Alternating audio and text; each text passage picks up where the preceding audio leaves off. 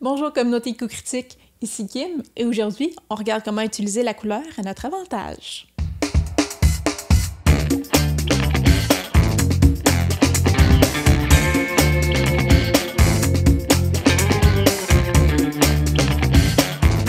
Dans les précédentes vidéos, on a étudié la théorie des couleurs et aussi on a regardé comment utiliser les contrastes et les harmonies pour mettre en valeur nos figurines. Dans cette dernière vidéo de cette trilogie, on regarde comment on peut mélanger les couleurs pour donner de la personnalité à nos figurines. Donc avant même d'appliquer de la couleur, il faut se demander c'est quoi je veux transmettre, c'est quoi l'idée derrière ma peinture, c'est quoi l'ambiance que je veux créer avec cette figurine-là. Est-ce que c'est un monstre qui se tient dans les souterrains et c'est glauque comme ambiance? Est-ce que c'est un héros un peu bardique qui se promène à la vue de tous et est très flamboyant? Donc, par les choix de couleurs qu'on va faire, on va être capable de donner de la personnalité, de créer cette ambiance même avant que la figurine soit sur table. Un bon exercice à travailler, c'est utiliser la lumière colorée.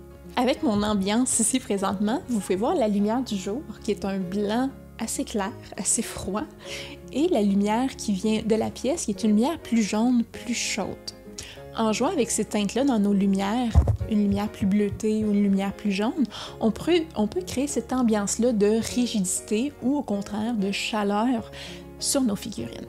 Un premier exercice serait donc d'ajouter du jaune pour éclairer, pour éclaircir vos couleurs au lieu du blanc et d'aller dans des tons de bleu froid, foncé, pour assombrir vos couleurs plutôt qu'y aller simplement avec le noir. Ajouter que du blanc ou que du noir va désaturer votre couleur, versus si on ajoute du jaune pour l'éclaircir et du bleu pour l'assombrir, on va garder des teintes bien saturées, mais quand même créer au visuel un look beaucoup plus clair ou plus sombre. Les couleurs idéales pour éclaircir sont les jaunes ou les beiges, donc pas les blancs purs. Les couleurs idéales pour assombrir seraient un bleu nuit, donc très foncé, ou un violet très foncé. En utilisant le jaune pour éclaircir, on peut voir qu'on garde une belle saturation, on garde une belle vivacité de la couleur, versus le blanc qui fait que ici, le vert est beaucoup plus terne. De la même façon, si on utilise le bleu pour assombrir, on garde un bleu riche, une teinte riche, versus le noir qui, encore une fois, va désaturer la couleur, même si on comprend que ça crée une zone d'ombre. De la même façon, habituellement, les zones plus éclairées vont garder leur saturation versus les zones d'ombre où, parce qu'il n'y a pas de lumière, la couleur de facto va être beaucoup plus désaturée. Donc, à chaque fois qu'on cherche à éclaircir une zone, non seulement on va dans les tons plus clairs, mais on va aussi dans une nuance plus chaude. Et donc, on se promène sur le cercle chromatique en allant vers une teinte plus pâle et, en même temps, une nuance plus chaude.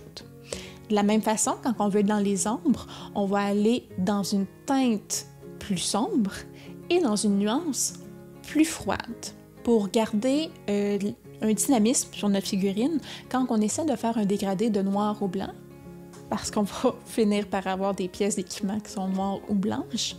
On va aller chercher une couleur intermédiaire.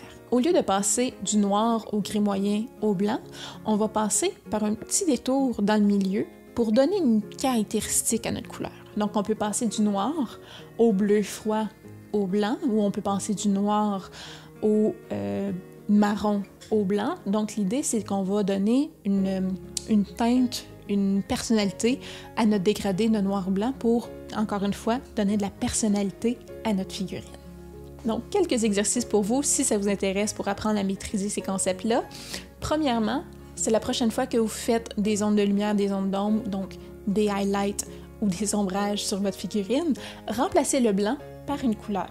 Vous pouvez utiliser aussi un beige ou une couleur peau pour faire le même effet si vous trouvez que le jaune c'est un peu trop saturé et un peu trop criard.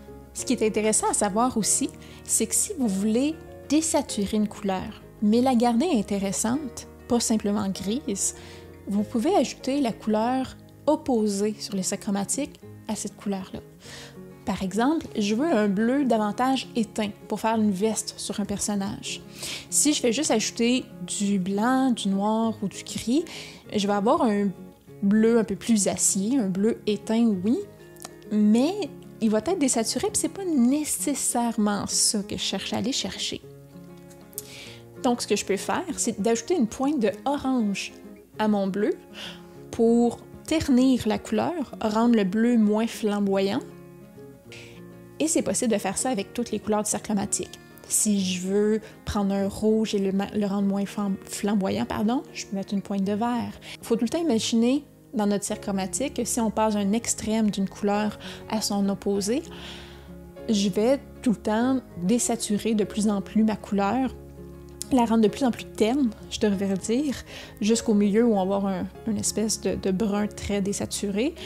Le jaune peut être aussi une couleur un peu plus difficile à travailler quand on veut jouer dans les ombres, parce que dès qu'on met un ombre, on va chercher le noir ou on va chercher à ternir le jaune, donc ça peut donner des résultats un peu plus disgracieux. Donc une bonne technique, c'est de se promener encore là une fois sur le cercle chromatique et d'aller chercher, faire un ombrage avec du orangé, avec du rouge, et de manière toujours plus foncée, pour garder une teinte agréable à l'œil et un jaune qui est quand même dynamique. C'est souvent ce qui se passe quand on cherche à faire de la profondeur dans un feu, ou on va le voir avec le non-métal métallique, pour avoir un or en fait plus chaud. On va faire nos ombrages avec du violet. Donc, jouer comme ça avec des couleurs sur le cercle chromatique au lieu du simple noir et blanc peut garder ce dynamisme-là. Dans les outils pratiques, j'ai amplement parlé du cercle chromatique qui est disponible dans tous les bons magasins d'artisanat près de chez vous. Mais c'est aussi possible d'aller sur Internet, le site color.adobe.com, et vous aurez accès à leur palette de couleurs. Et sur ce site Internet-là, vous pouvez aller jouer avec les différents contrastes, les différentes harmonies. Vous choisissez une couleur au milieu et après ça, vous pouvez choisir quel type de contraste ou d'harmonie vous voulez avoir. Et le site Internet vous sort déjà les couleurs créant ces contrastes-là, ces harmonies-là que vous allez chercher. De la même façon, vous pouvez aller chercher ou travailler avec la luminosité des couleurs en question pour vraiment avoir la teinte que vous voulez avoir. Donc, si vous vous demandez comment je pourrais aller ombrer une couleur, comment je pourrais aller éclaircir une couleur, vous pouvez jouer comme ça avec les différents cercles pour vous donner une idée quelle est la couleur opposée, quelle est la couleur idéale à aller chercher pour garder le tout dynamique. Donc, outils disponibles, gratuits, on aime tout le temps ça. Sinon, je vous dirais, amusez-vous, essayez des choses, prenez votre palette de peinture, faites des petits mélanges, mélangez le violet et le jaune pour voir comment une couleur influence l'autre sur votre figurine. Mettez un bleu froid au lieu du noir pour ombrer. Prenez votre peau de couleur peau, votre peau de blanc cassé, donc de beige, ou un jaune pour éclairer votre figurine, voir ce que ça donne. Jouez, amusez-vous. Et c'est le plus grand conseil que je peux vous donner. Sinon, on se revoit la semaine prochaine avec un autre thème. Bye!